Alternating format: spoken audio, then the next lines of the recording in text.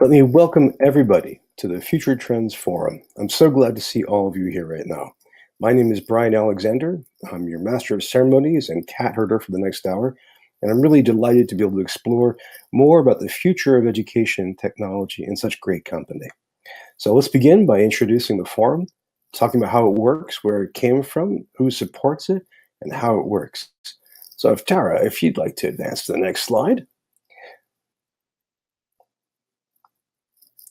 So one thing you should know is that the Future Trends Forum, this video discussion, spins out of a monthly report called the Future Trends in Technology and Education Report. If you haven't followed that, you can go to ftte.us and learn more. It's a monthly trends analysis, taking a look at recent developments in technology and education. It's been going on for years, so we now have a backlog of trends that we've identified over time, so we can track them longitudinally. Again, just please go to ftte.us if you don't know it, and you can learn more. Now, what else you should know is that, next slide, please, Tara. This discussion is a global one. It's very, very important, I think, that if we're looking at the future of education and technology, that we need to have as international perspective as possible.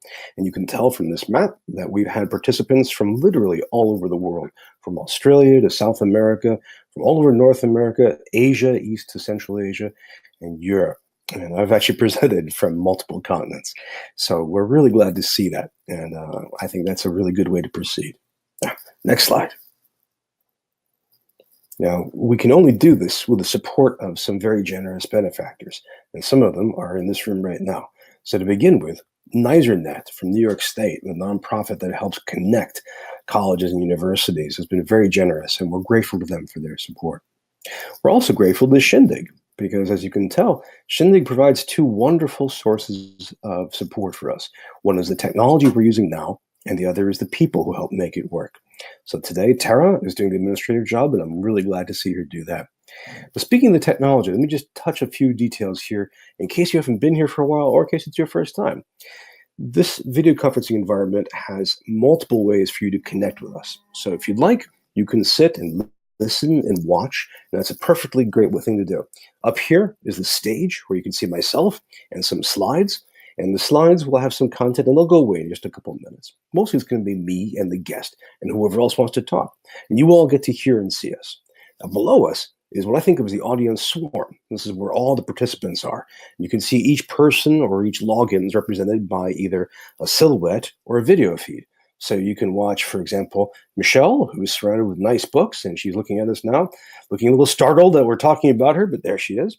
And you'll see these little icons will move back and forth as people come and go and as they pile into the rooms.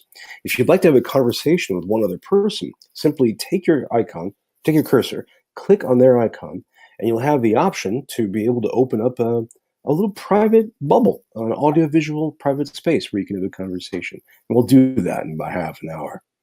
Now, if you'd like to collaborate or participate or communicate with us in general, there are multiple ways of doing so. So to begin with, if you look at the very bottom right corner of the screen, there's a little teal colored strip, and it has three different options on it. So if you click the first one, it says ask a question. Up will pop a box that will let you type in a question. Easy as can be. And when I see it there, I'll read it out loud, we'll flash it on the screen, and the guest and everybody else who wants to can discuss it. Now, if your camera is working, your mic is working, and you'd like to come up on stage, easier to do still. Click the raised hand icon, and when the time is right, we'll bring you up on stage so you can talk with us. Right now, we can hold, I think, about 4 different people up on stage, so we can have quite a group. Now, if you'd like to use text, there's 2 other options. So if you click on that on the teal strip, the little I am box, looks like a dialogue box for a comic. If you click that, you get a chat box that is limited to the people who come in with you. I think it's about 16 to 20 people. And they all get to see what you've been saying. So far people have been introducing themselves, but it's also a good way to share your thoughts, to raise questions, and to put in ideas so that we can come back to them later. If that's not enough, you can go over to Twitter, where we use the hashtag FTTE. And people from outside of the session, for whatever reason, will be able to log in and ask questions and put forth questions and comments. And we already have a couple that I'm going to work in today. So again, the whole idea here is to have multiple conversations. This is a convivial, collaborative, connective forum. Now, we can also do this only with the help of generous people like yourselves. If you go to patreon.com/Brian Alexander, you'll see that there are dozens of people who signed up to support the Future Gen's work to better get at the future of education and technology. So this is a monthly subscription service. It's kind of like Kickstarter, except on a regular basis for creative people. And anything that you can contribute to support, we'd be delighted to see. So take a look at patreon.com/Brian Alexander. Now, that's how we support things. What kind of things? Conversations with guests. So let's go to our guest. Our next slide tells you that we have Adam Braun, who's here today. He is here in his capacity as co-founder of MissionU, a fascinating new experiment in higher education. In the past, he's founded Pencils of Promise. He's been a New York Times bestseller author. He is also presented widely on numerous locations. I've talked with Adam before. We've exchanged conversations on Twitter and by email, but this is, I think, the first time I actually get to see him. And I'm glad that you all get to see and ask him questions as well. So, Tara, why don't you put the slides down and bring Adam up on stage? Hello. Welcome, Adam. Thank you for having me. I'm so glad to see you. Where are you today? Today I'm at the MissionU headquarters here in San Francisco. Oh, fantastic, fantastic. And I bet the weather there is simply nice and lovely. Yeah, it is. It's actually been beautiful lately. Today's a little bit overcast, but overall it's been really nice. Oh, good. I'm good. I say that without any envy at all. You have to believe me on that. Well, I'm so glad you had the time to make it, because I know MissionU has got to be a very, very busy enterprise. And I have all kinds of questions, and you'll see people have even more questions. I just wanted to begin with saying, what's your role with MissionU? What do you do as founder and what, evangelist, czar, emperor of MissionU? CEO. So, my role is a handful of things. I think in the early stages of any organization or company, everybody has to be all hands on deck and somewhat jack of all trades. And so, right now, my hands are probably in even more than they will be a few years down the line. But my core responsibilities are to lead the organization in our efforts, in particular when it comes to vision setting up, partnerships, and marketing. Those are kind of the core functionalities that I oversee as CEO. And then my co-founder, Mike, is the chief product officer, and his focus is really on two branches in particular. One of those is curriculum. So our curriculum, and then the second is technology. So Mike oversees those two areas, and anything that's not related to those two, I tend to oversee. Well, good. That's pretty clear. And a good thing there's 12 of you, right? Yeah. Well, I have 6-month-old twins at home, so we are multiplying. Oh my gosh! I think it's going to be years before they're able to actually start helping around the office. You have to wait until at least 11 months for that, right? Yeah, exactly. Adam, you look terrific for a guy with 6 months old. I'm very impressed. Don't believe the facade that you see in front of you. Very good, very good. It's just, I would say I remember that time, but I was so sleep deprived I really can't. Let's dive into MissionU. My understanding is that you have a whole series of innovative and unusual ideas at once. You basically have a 1-year undergraduate curriculum, which is aimed at rapidly skilling up students so that they can then exit and start working with a major company. And some of them were, I think, Facebook and Uber. And during the course of the year, a lot of the curriculum will be shaped towards that end. They wouldn't be charged tuition during that year, but they would have a kind of income-based repayment afterwards. How am I doing so far? You're doing a great job. To summarize some of the things that you just shared, MissionU is a 1-year college alternative built for the 21st century. And our real aim, our goal, is to prepare students for the jobs of today and tomorrow debt-free. And so within that 1 year, obviously, it's a very intense, immersive, accelerated program. We try and really focus on the core elements that we think can most help young people, in particular, accelerate through what they, I think, oftentimes perceive undergraduate to actually be delivering for them. But for a lot of them, graduating from undergraduate takes 6 years if they graduate at all. And you often have to incur a tremendous amount of financial hardship in order to reach that place. And there's not always, alignment of outcomes with the institution that they're attending. And so we really decided to position you from day one to align our outcomes and our success with the success of our students. There's as you mentioned, an income share agreement, so we charge no tuition at all upfront. When you get into MissionU, we commit to investing in you for that full year. And then at the end of that year in process, once you receive a job that pays you $50,000 or more on an annualized basis, and only once you reach that threshold, you contribute 15% of income back to us so that we can then extend that opportunity on to the next student. 15% of whatever it is beyond 50,000. Right, and there's a cap as well. I mean, if you make more than $100,000, then we don't take more than 15% of that first $100,000. If you hit the lottery, or, you have an amazing job that pays you $500,000, we're not going to participate on that extreme upside. We just, again, want to align, our success with student success and make it fair and equitable and accessible. And so we thought putting a cap in place was the responsible thing to do.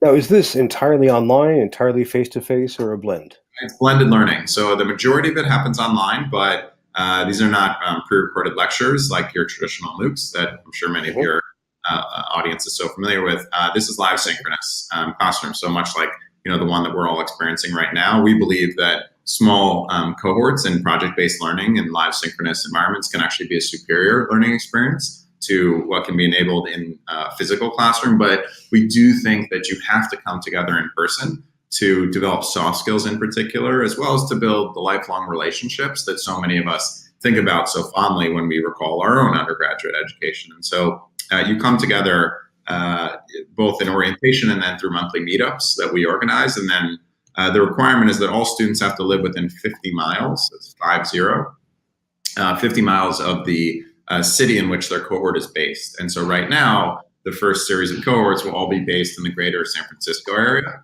But if you have to live within 50 miles, you can live in much more affordable places than downtown San Francisco. And our goal is not to put the burden of the cost of housing and traditional room and board at a college on the student, and instead let them select the option that makes the most sense for them. If they already live here, you can live in your parents' home or with family or in a very low cost area and still participate in MissionU as long as you're able to make it to those monthly meetups. Are you? Do you have any particular cities in mind for expanding down the road? I would say don't hold me to it, but we've seen a tremendous demand for New York and Los Angeles, Atlanta. We've actually had a lot of international applicants, and so the goal for us when it comes to expansion is first and foremost adding new geographies. Additionally, more frequent starts throughout the year. So the first cohort will start in September of 2017, then another one in January of 2018, then likely multiple cohorts throughout both start dates and locations in 2018. And then right now we have one major. Our first major is data analytics and business intelligence. And I think by 2019, we'll be looking to add new majors as well. The two now are, data analytics and business intelligence? Yeah, I mean, it's one major. It's kind of two sides of the same coin. Data analytics tends to be a little bit more predictive. Business intelligence tends to be a little bit more retrospective, but very similar skill sets.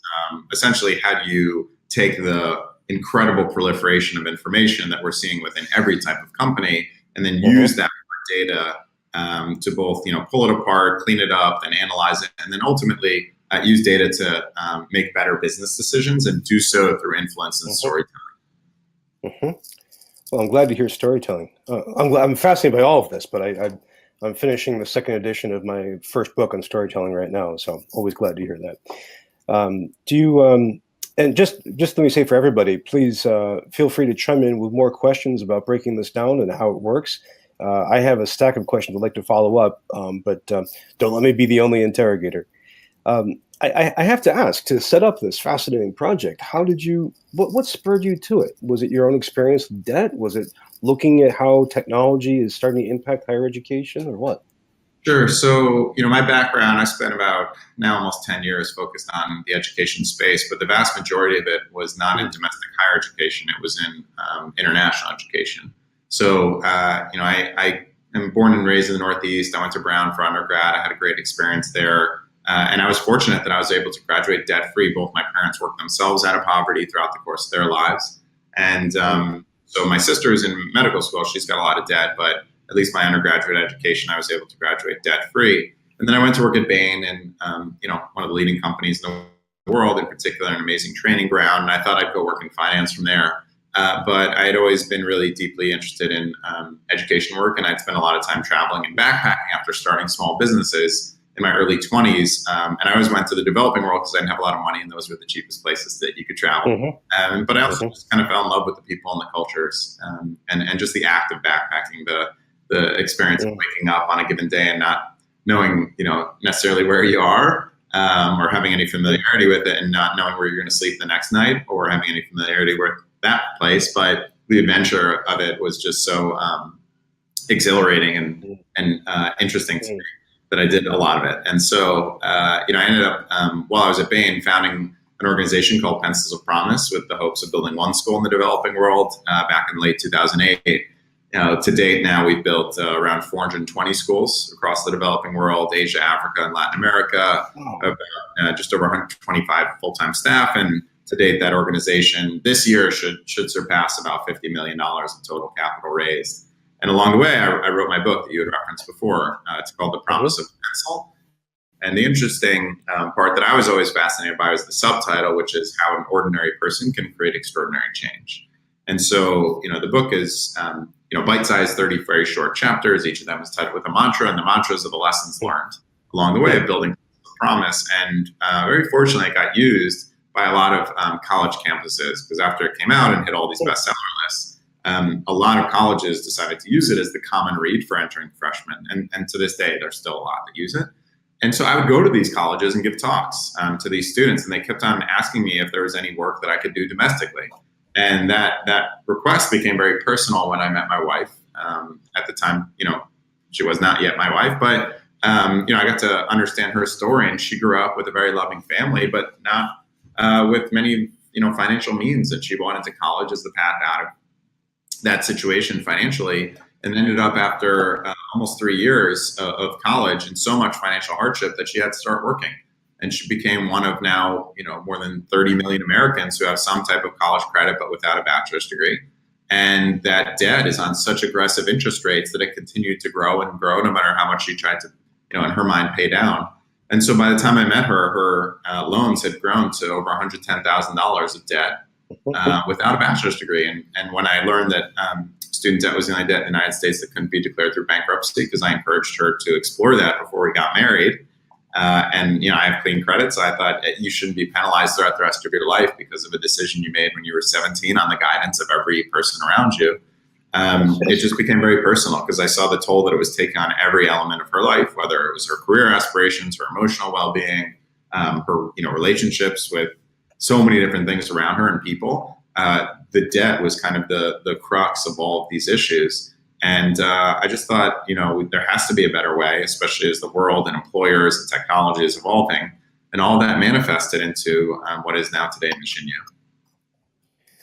Well, that's a breathtaking career in just a few years. It covers a lot of ground and gives us a really good insight, I think, into where MissionU comes from. I'll try to resist talking about my own student debt or the student debt that I'm paying for my children right now. In fact, I have other questions, but I have been beaten to the punch with questions from all kinds of participants. So, Tara, if you can bring up Paul's question first. So this is, what does the admissions process entail, and what is its maximum number of students for full capacity? Great question. So our admissions process is very different from a traditional higher education institution, partially because we remove a lot of the elements that are usually used as proxies for potential success. We think they're better indicators of wealth and family and community support, which are not the lone indicators for us when we look at future potential of a student. So we don't look at SAT, we don't look at GPA, we don't even require that you've completed high school.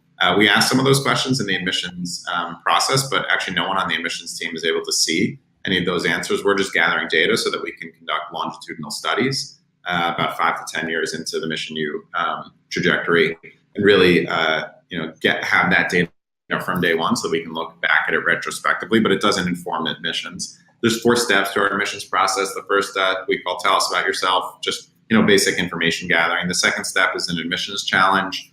We try and replicate a real world work environment as much as we can throughout admissions. And so the admissions challenge is open book. You can use Google or any other resource except for a human. It's untimed.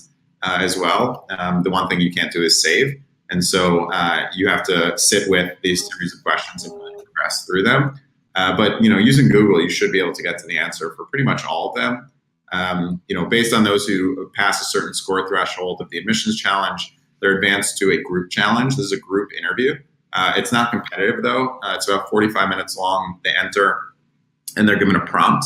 An example of a prompt that we've used is that autonomous vehicles are coming to the American roads. Will they have a net positive, net negative, or net neutral impact, and why? You have about 35 minutes as a group to explore that topic and prepare a presentation. And for the last 10 minutes, you deliver that to one of our admissions staff. All of that is recorded, and we then watch it back. We assess, 3 different people assess performance, in particular on soft skills. How do you work as a team? How effective of a collaborator, as well as a communicator, a critical thinker, or creative problem solver are you? You also self-assess, and then the other peers assess you. And those that do well, they're advanced to an individual interview, as well as write a short essay in preparation for the individual interview. And that's our 4-step admissions process. When it comes to the actual capacity, all of our cohorts, we target around 25 students. Again, we're big believers in the small cohort model. That said, our model scales, based on new geographies, new majors, and start dates, so we can start anytime a new cohort.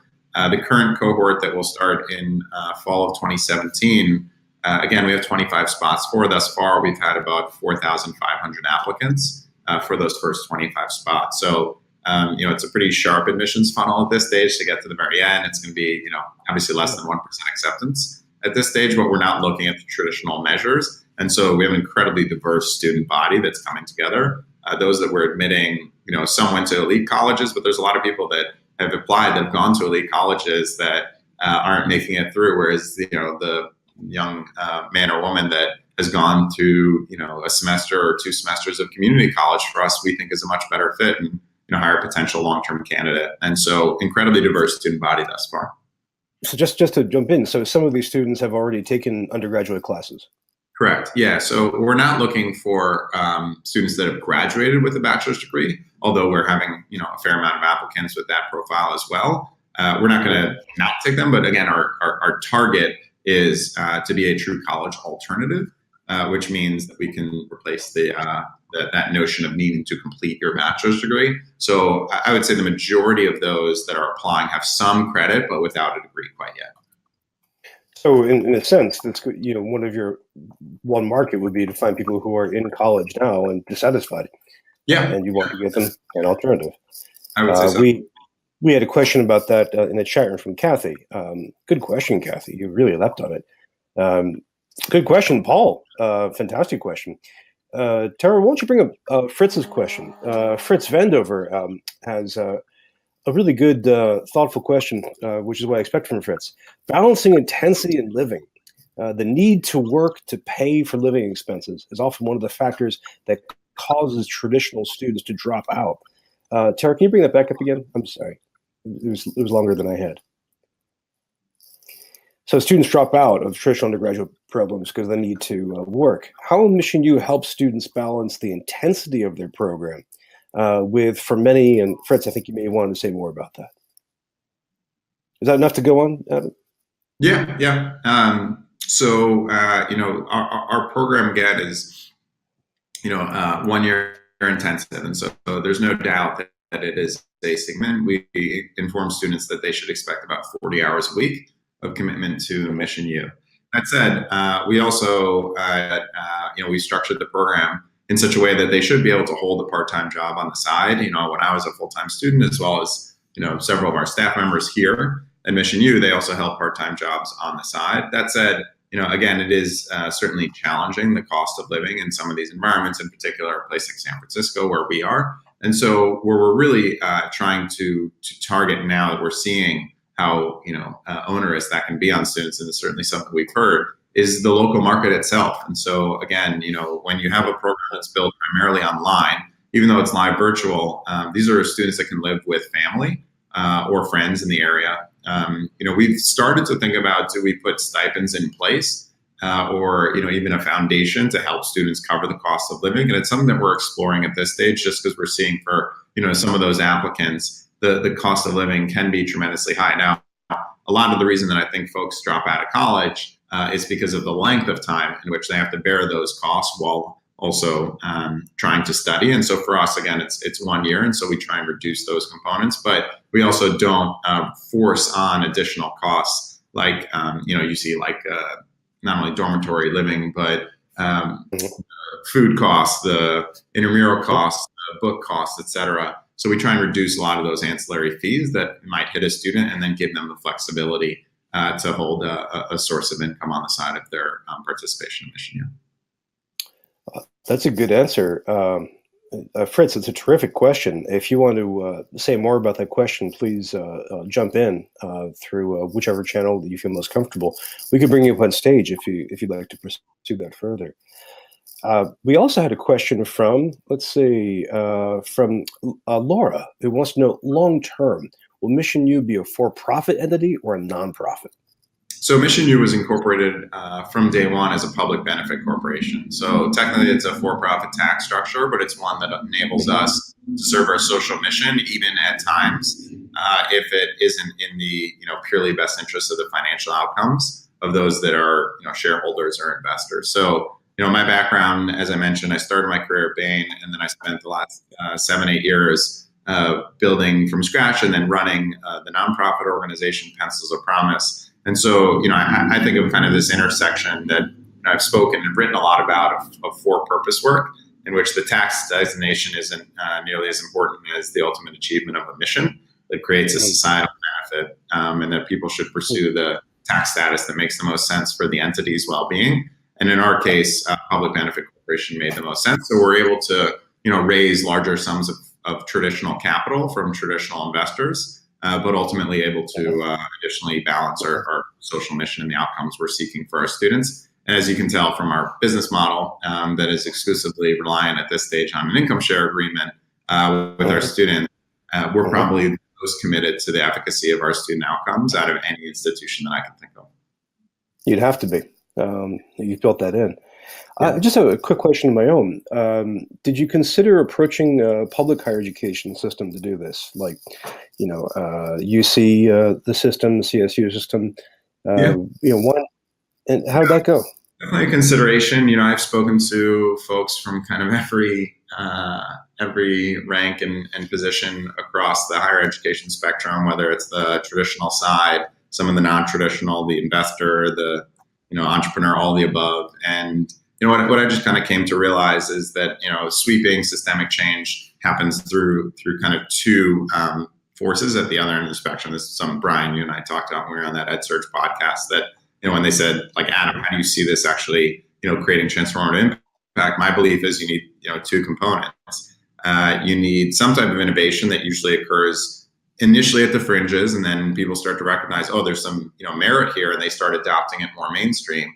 And then what needs to happen on the other side is you need policy and advocacy.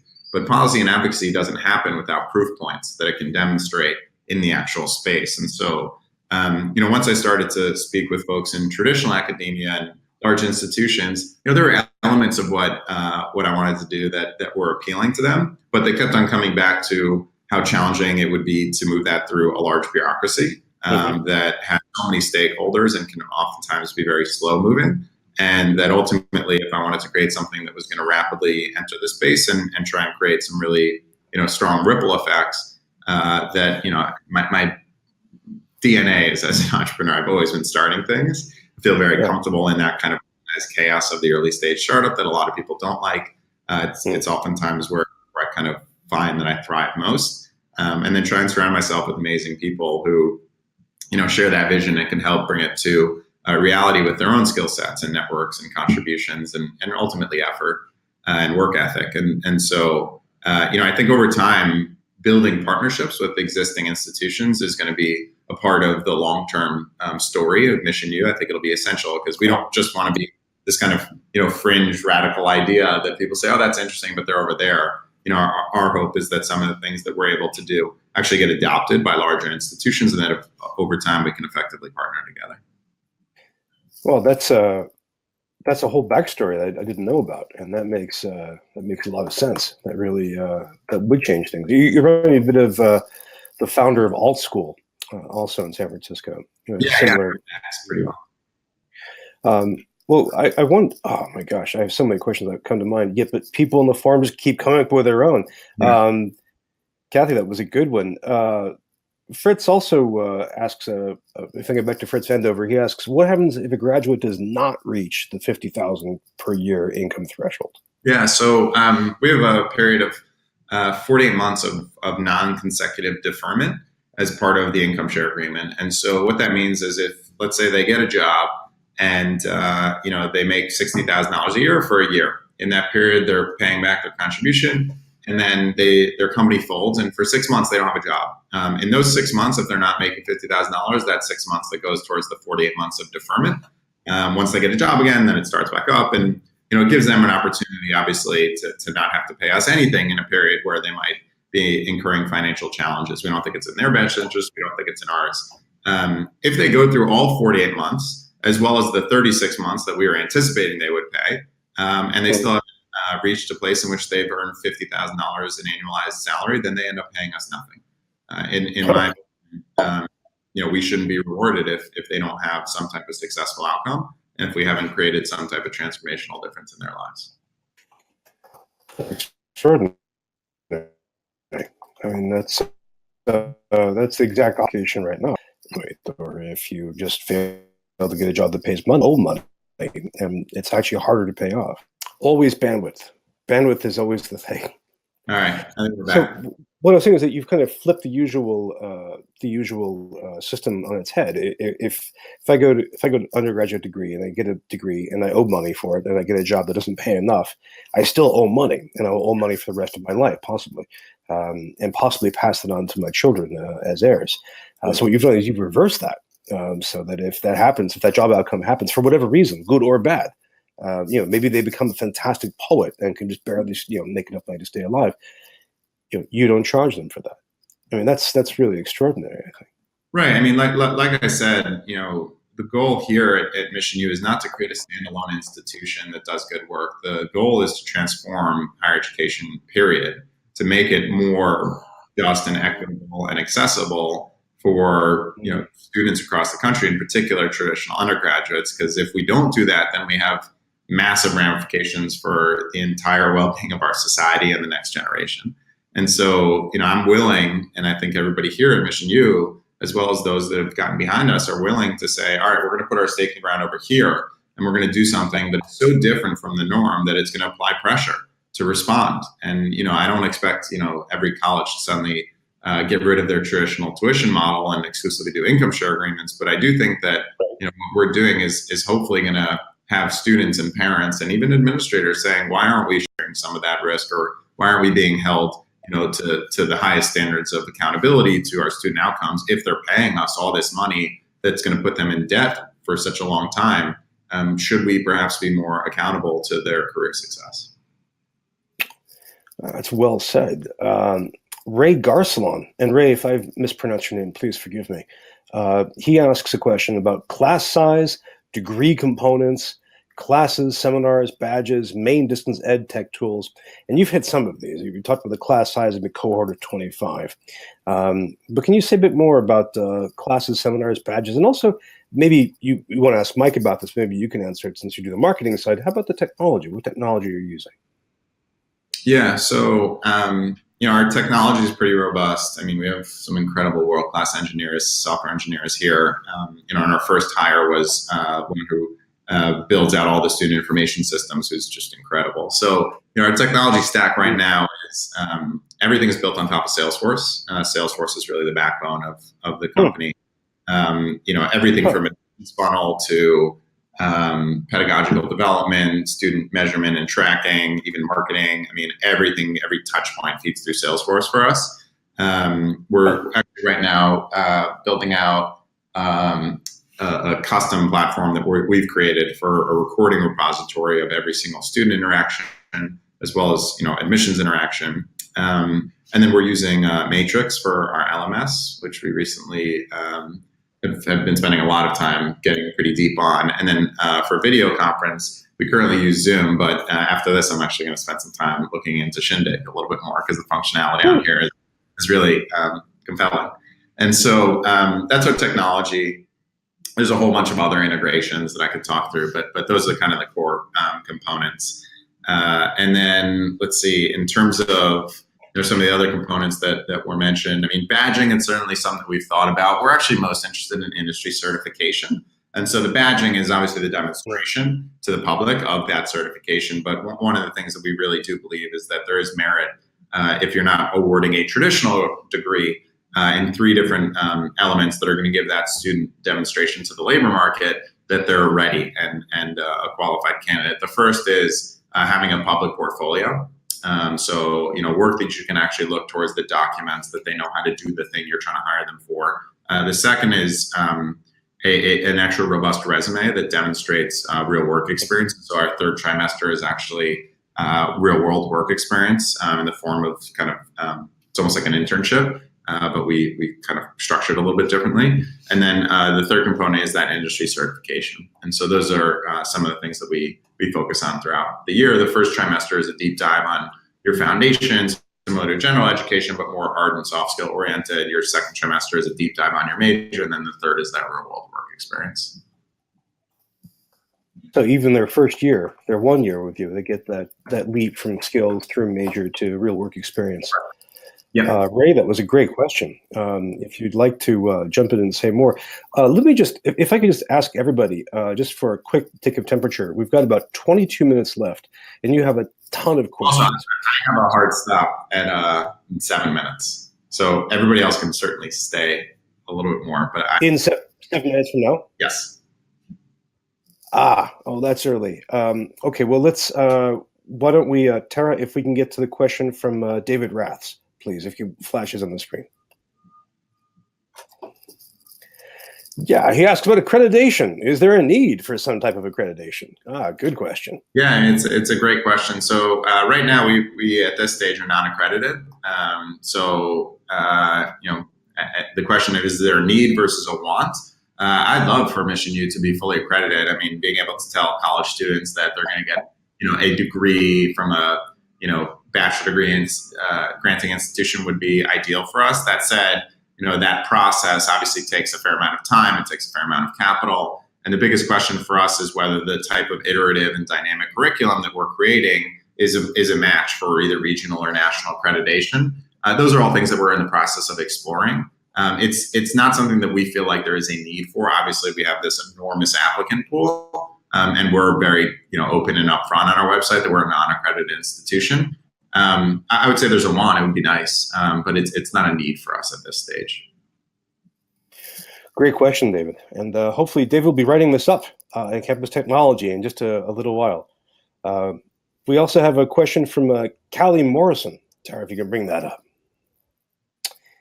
So to follow the question I sent via Twitter, this is more like workforce training than traditional academia. It's not currently recognized for, say, moving on to an MBA program?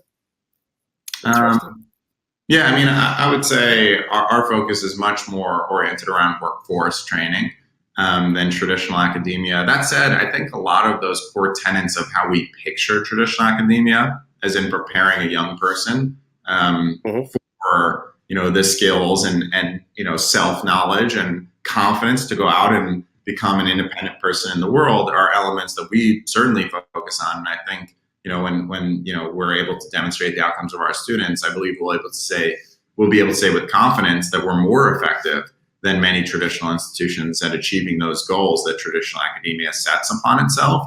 But the easiest way to measure is in terms of outcomes for career. And certainly when you have a situation in which 91% of freshmen say that they're entering college to get a better job, then we're going to try and meet that request and that demand of the student body that is looking for the acquisition of skills that are going to help them throughout not just their career but their life as well.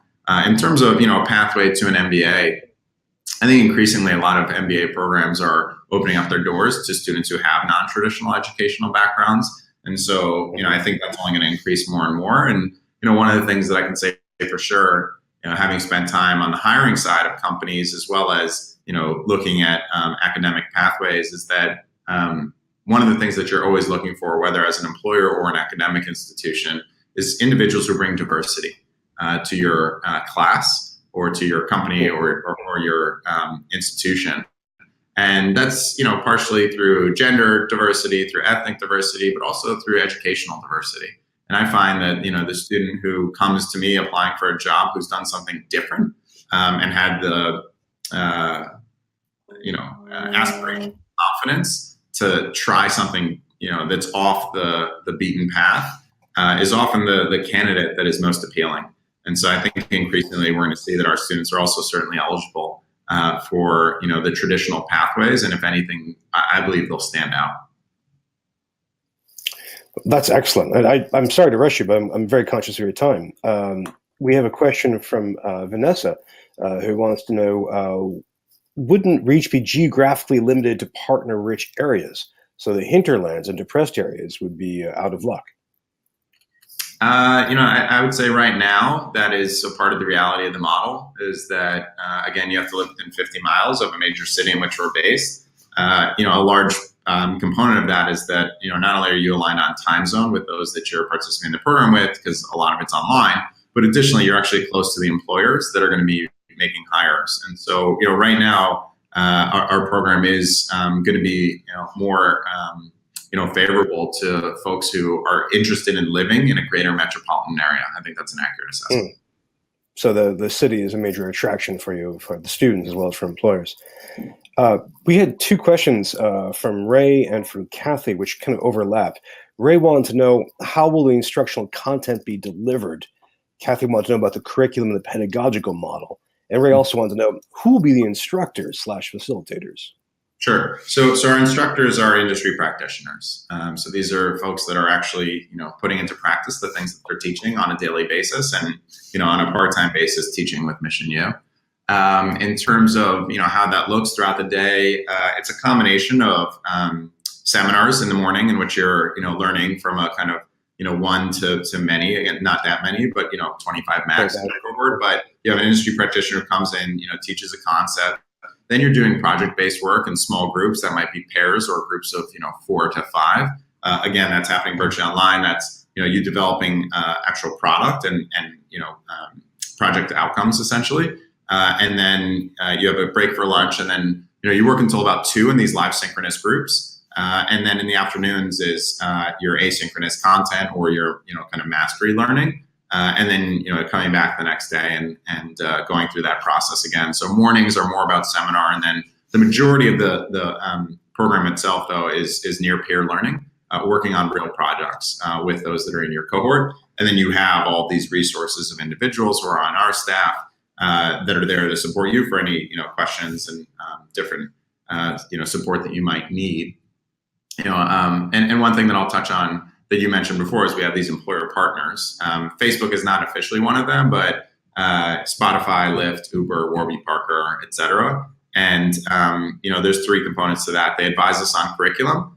We actually co-create some curriculum around them. So case studies, lunch and learns with senior leadership that you might get exposure to. And then they get early preferred access to evaluate our top candidates for hiring. And so, we kind of start with industry first. When we're developing our actual curriculum. But, it's not just about skill acquisition. It's really about holistic self-development across a complete year. This sounds like I'm trying to think what this is like. If you were to compare this to somebody, and you've had to do this before when you pitch this to VC or explain this to anybody, what on earth is the closest thing to this right now? There isn't one. That's just the honest truth of it. I mean, we kind of sit in this intersection between, traditional academia, really forward-thinking universities, short-term upskilling acquisition, companies and organizations, but those are primarily at traditional bachelor degree holders. This is very different from anything else that's out there. But my hope is that we're one of the first of many who follow us into this space because we think it's a necessity for a large swath of the undergraduate student population that isn't necessarily going to be served by the traditional academic experience. And it's not for everybody, but for a very specific type of student, we believe that there's tremendous demand. Like a good storyteller, you give me a good bridge to my own question. I'm a futurist. I'm always trying to see where this is going to go. And you've given me some hints that you're starting your first cohort this fall. You hope to expand to new cities and new countries. You want to build a more frequent start schedule, and you want to start partnering with campuses. What does this look like in, say, 5 or 10 years? And how does higher education start to change as a response? I would say in 5 to 10 years, we're serving tens of thousands of students a year in the actual school. But we look at the school as a laboratory for identifying whether it's technology, tools, software, et cetera, that are going to be effective for our students in our institutional laboratory, if you want to think about it like that, that we can then scale across the sector as a whole and offer those opportunities and components that we're building out for ourselves to other institutions of higher education. So, I would see the partnerships manifesting in various capacities, but that's certainly an opportunity. It's things that we develop for ourselves. We say, oh my gosh, this is anything else that's out there. Why don't we just enable the rest of the sector to use it? Over time, I certainly see, a rise of greater accountability to student outcomes, because especially with some of the changes that we're going to see in the political landscape, the ones that we're already seeing, I think students are going to recognize that the burden of responsibility is going to fall on their shoulders for the decisions that they're making. And I think the one thing that wasn't asked at all, but something I spend a lot of time on, is the attitudes and cultural shift of Gen Z, the next generation that's coming up behind millennials. They're not as idealistic as millennials historically have been. They're much more pragmatic. They're much more self-taught. They're digitally native. And so, I think that this is an experience that's going to be very, indicative of where the next generation of higher education is going to head. Are you? Do you identify as a millennial then?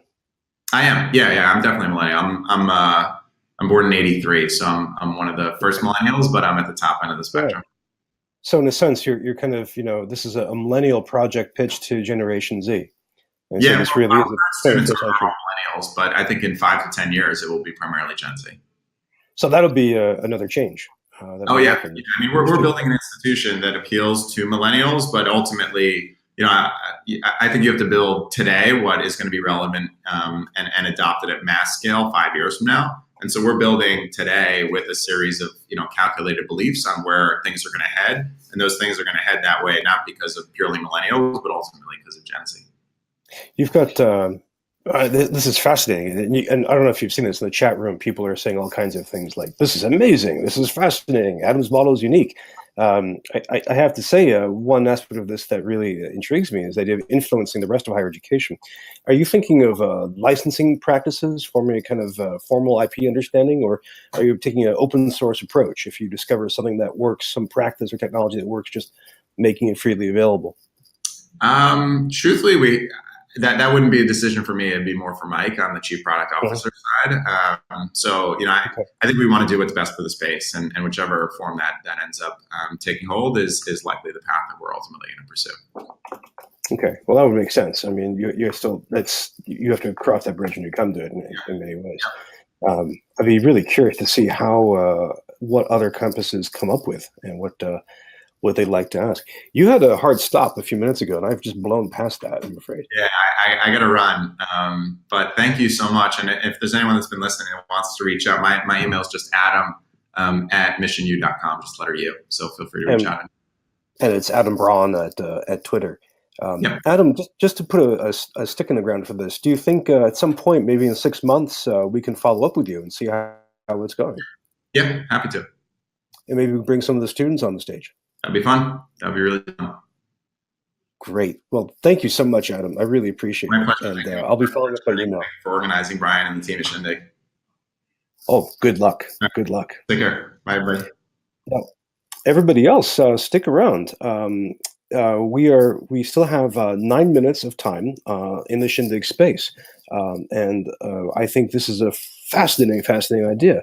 Why don't we keep talking about this? I know you have more questions, and people, from Nancy and Ray, Paul have more questions. Why don't you click the raise hand button to join us on stage, and we can have a free for all talking about this. And if your camera doesn't work, if your mic doesn't work, just click the question button so that we can read stories out, or we can read questions out loud.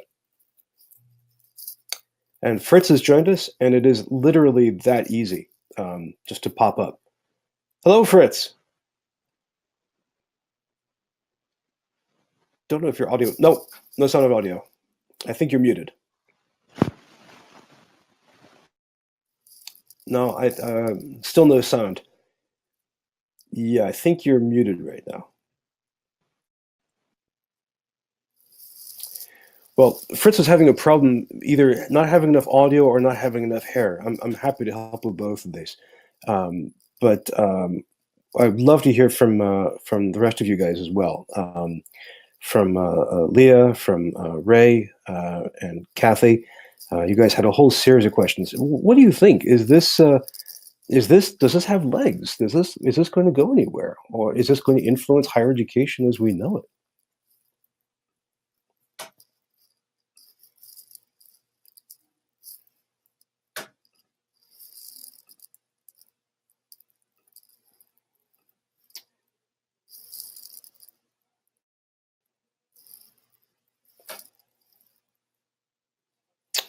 Kathy thinks it will go someplace and it will influence higher education.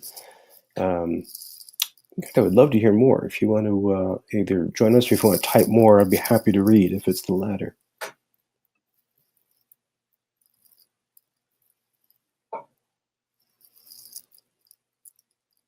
Over on Twitter, Fritz and Kisa have some questions and comments, so I'm just going to bring them in right now.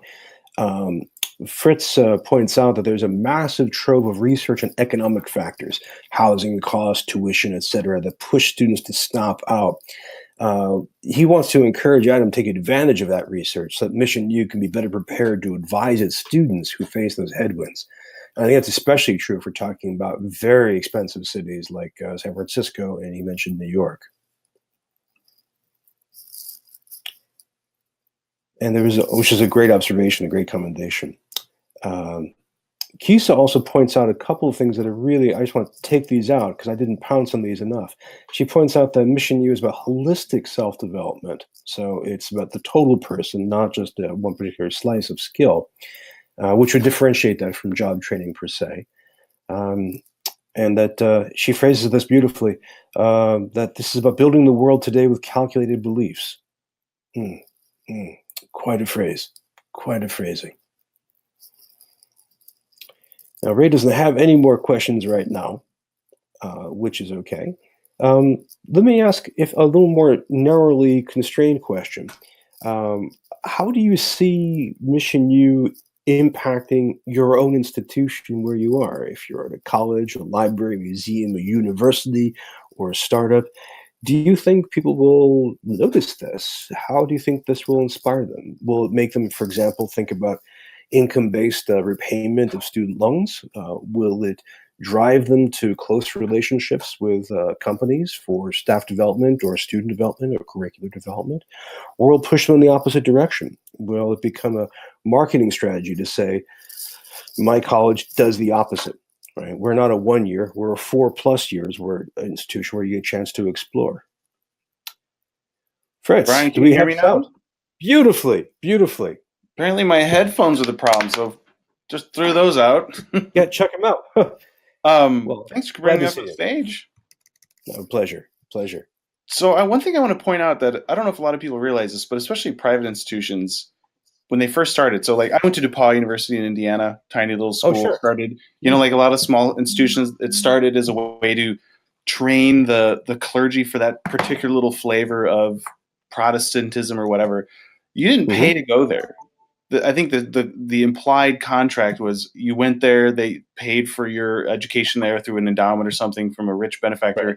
And then afterwards, you'd make a donation of something of your afterwards, whatever you did afterwards. So you're talking about the 19th century, right? Yes. So as we've gone away from that as costs have gone crazy. So I think that's one thing to keep in mind is the original models looked more like this in a way than they do now. So it's one thing I didn't get a chance. I didn't want to say anything in the discussion, but I mean, I think it's a great idea and a great model. I have lots of questions about how do you, I mean, with all due respect to him, not everyone can live on their mom's couch or in their friend's basement to have a really intense year. There will be great applicants who have major economic headwinds, and will they be selected or selected out or something like that? So my questions and my concerns have to do with access for people who have all the right tools, but maybe not. I mean, would students just borrow money to live for the year while they do MissionU? I don't know. Those are major questions. Were you Yeah, here for either our forum with Sarah Goldrick-Reb or our reading of her book? I was Paying the not, Price? unfortunately. But she's fantastic, and I mean in all kinds of ways. But one thing I mean, in many ways, her whole scholarship. Hello, Kisa. Hey, how you guys doing? All How's it right, going? good to see I you. really liked Fitz's comments, so yeah, I Well, really let me just finish up. Come on in. I What do gotta say, you want to add? well, hang on one second. Hang on one second, because yeah, Fritz, really. after all, between Kisa and I, we can loan you some hair to make up for the terrible problems you have. Please, guy in here. But one thing, but Sarah's research is based on taking a look at how student financial aid is failing in all kinds of ways, and she points out she did some of the groundbreaking research that you're describing. Pointing out how we have not just precarious housing, we have students who are homeless, but also we have students who don't have enough to eat, and so forth. And she actually was very against income-based repayment because she thought that that would force institutions like MissionU or anywhere to focus on students who were either independently wealthy or be making wealthy incomes afterwards. Right. That they're not going to become, say, a German philologist or a course designer. Or a teacher. I mean, that was the whole reason my question. What if someone never reaches the $50,000 threshold because they're a teacher or something that, you may get there, but you're going to be 10, 15 years down the road. Yes. Right. Well, Kisa, what do you think? I want it to work. I want things like this to work. I find myself. I love being in emerging environments. I find myself like even before I came to academia, I wanted to go to the trade school. I wanted to go to Full Sail. I wanted to go make. And that was my thing. I wanted the practicality. I wanted to travel. I wanted to learn a skill and actually apply it and use it. The only thing that's missing, and it's also missing in academia, is that we never talk about the aspect about love, about what somebody loves, what love means to them, and what are their passions and their goals. We always talk about this holistic development of a person, or this transformative space where but we never talk about the word love. That comes in. And so I'm just really interested in learning more about the curriculum and the breakdown, and how do people actually find their passion? How would they know that they'll be passionate at what they do? And it also goes into what Fitz is talking about. What if they don't make that money? What if digital analytics or business analytics isn't their passion? Isn't why they're born here? How do you work that way? Because I understand that some of the newer generation is pragmatic, and some of the all the things about the generations, but we never talk about love. We never Just talk first about. thing, I gotta say one thing. There's two people that you absolutely have to know. Okay. You have to know Gardner Campbell, and you have to know Jim Grimm. I love Jim. Yeah. Okay, and do you know Gardner? No, I don't. Okay, Gardner is a big teddy bear of love. He is a fantastic romantic. He is a professor of English. He has been dean of leading innovative projects, and we had him on the forum about 6 months ago. So you just go back and look at the YouTube thing. He is all about love. You'll see what I mean. He is a fantastic guy, and Jim's a big old hippie. Yes. When we were doing the zombie course, we went out to University of Mary Washington before he just took off, and we had a great time together talking. Yeah. Well, so I think what you're talking about is kind of the opposite of MissionU, which is I'm there. I want to get this 1 year degree so I can work for Uber or for Facebook or one of the other companies. Yes. And that's very different from saying, I don't know what I want. I want to spend some time with a genius like Fritz or like Kisa so that you guys can help me, unfold my brain and develop it. That's very, very different. It's very different. Cultivating. That's what I'm missing. Mm-hmm. I never hear the word cultivate. Yeah. I mean, yeah, but I thought it was interesting. It sounds great. I checked out the website maybe like a couple of weeks ago, and I was so happy that you're having it now. And I was like, oh, this sounds like a great training program. this sounds like it would be it. But the geographical stuff and the housing, I don't know. But I want it to work. I do. I would like to Well, I see it think work. you're gonna if job training and preparing for the jobs of tomorrow, I think they need to. You're gonna have something like this really disrupt higher education. You need to figure out a way. It needs to figure out a way, or something like it needs to figure out a way to realize the headwinds that demographics and people are facing, which is, the not everyone lives within 50 miles of a major metropolitan area, but there's a lot of rural poverty that could benefit from some kind of job training where you're not shelling out big money for tuition, et cetera. I mean, there's a lot that doesn't fit into the world that they are. There's a lot of our world that doesn't fit into the world that they see or are trying to intersect, I think. If I go back to what Adam first started saying, he called it the college alternative. And I think that alternative really, really resonates with me more and more. It's an alternative to DePauw. It's an alternative to Full Sail. And it's also an alternative to the old idea of going to a campus, in the countryside. This is very much an urban idea. Speaking of urban, it's 3:03 here. We've blown past the hour because you two guys have been brilliant and too interesting. It was great meeting you. You got to know Fritz, and Fritz, everyone needs to know Kisa. Nice to meet you, Kisa. Brian, always a pleasure. Thanks for bringing this together. Thank you for all of your questions, guys. This is fantastic. Tara, we need to have slides to point to our next session, which is in 2 days. So just everyone should know that before we go, this is a double-header week where we have two fantastic guests.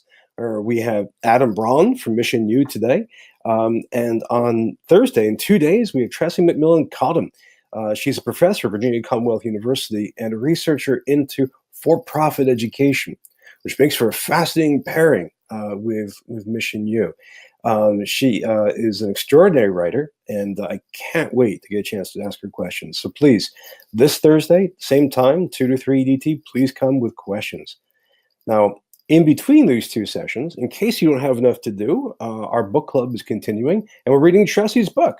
So we've got Lower Ed, and we are past the halfway point now, closing in probably in the last third.